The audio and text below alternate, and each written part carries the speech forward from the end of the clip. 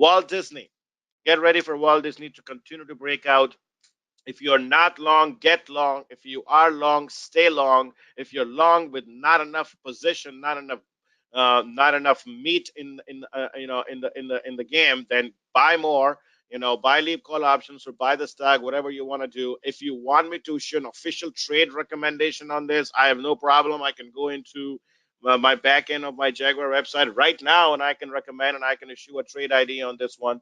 But I figured that this was a topic in the first quarter outlook, and many of you are already positioned in some position based on that. I reiterated the bull case, even though the quarter ended, and I said, look, this thing did not work to my expectation in Q1, even though all the catalysts continue to work out, but I think it will work now going forward from here because the growth just continues to be much stronger than people realize. I think you're going to have a breakout coming in Disney, and I think the stock is going to $130 per share. It's at 116.8 right now. I think this trend, this breakout is just the beginning. I think because now the Fox acquisition is completely closed. That is what kept a lid on the stock during Q1. And in fact, go in the late part of Q1, you saw a little bit of selling because there was confusion. It had nothing to do with anything fundamental. The reason why this high volume sell-off happened was because the street models were a little bit incorrect about how much the total share count that was coming to the market, for the consolidated company. Basically, they didn't know, the models were not adjusted to properly account for the transaction with Fox Networks. So they didn't know what the total consolidated business will have, how much share count they would have. And naturally, earnings expectations, earnings per share, that is, and valuation ratios, a lot of them depend on the actual share count that's on the street. And I think that's what caused a little bit of confusion. I saw some analysts basically trim their earnings per share forecast 100% entirely due to higher share count, nothing to do with the fundamentals of the company or at all. But now all of that is behind us, and as soon as that chapter was closed with Fox, the stock basically started to resume to upside. And so I just wish this breakout had happened in Q1 instead of Q2, because in such a case I would have been able to bank the gains and show this in the Q1 performance scorecard versus the S&P benchmarking that I show all the time. All right. Nevertheless, I think this thing is now finally breaking out, and I think the stock is going to $130 per share.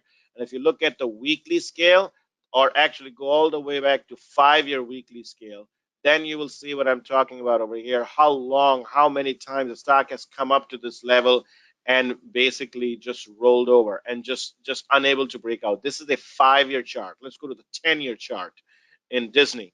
And here you can see that 1, 2, 3, 4, 5, 4.5, 5 years, this thing has been playing ping pong.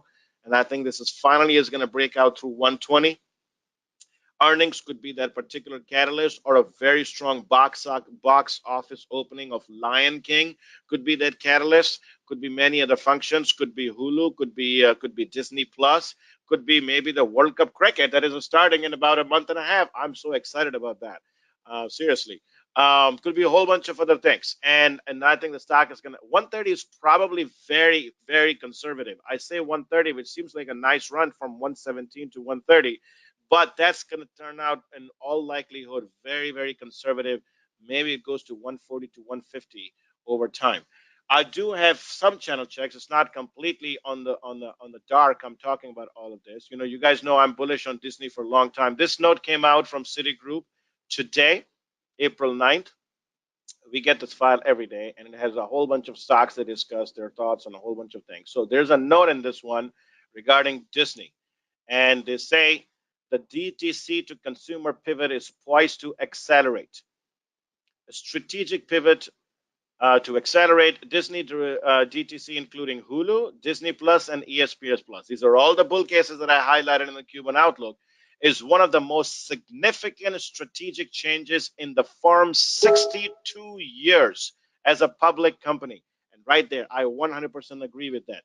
So much content Disney is now moving to DTC channels, direct to consumer on demand channels, Hulu, Disney Plus, and ESPN Plus. Everything practically that Disney ever produces, movies, TVs, any kind of production, is now going to on demand. And it is indeed the most significant strategic change, operational change, strategic change in the history of company as a public company. And three areas of uncertainty. They do talk about it. They don't know what the pace of this is going to be. Pivot.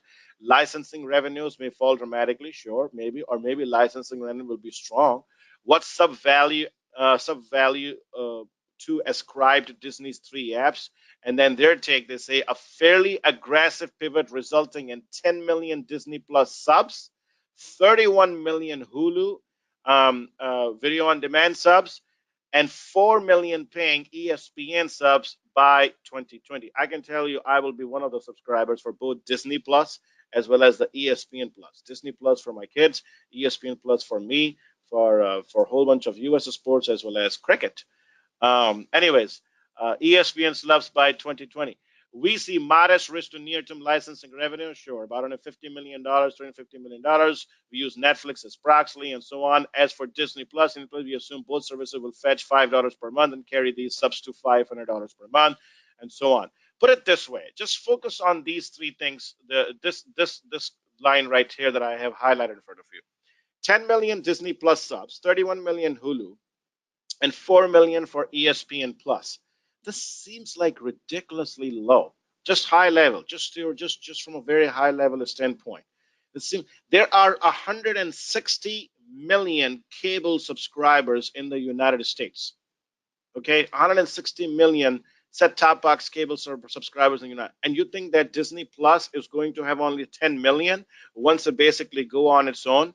Netflix has 120 million subscribers globally, about 65 to 70 million in the United States.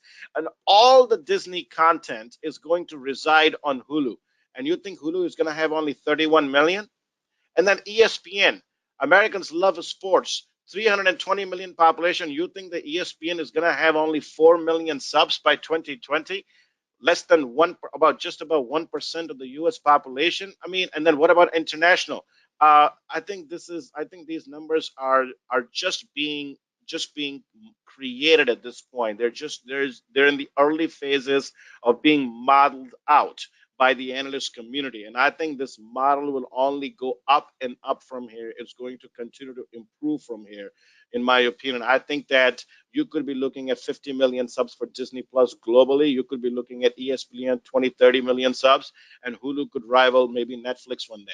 All right. And so I think there's a lot more improvement. This is just the early phase of modeling out that is happening by the analyst community. And as a result, I believe this breakout is just the beginning. And I think you're going to see better and better and better picture to emerge from here. And the stock is going to 130 plus. So get long. If you're not long, get long. If you are long, stay long. If you have a small position, buy more. All right. So all of that. Okay.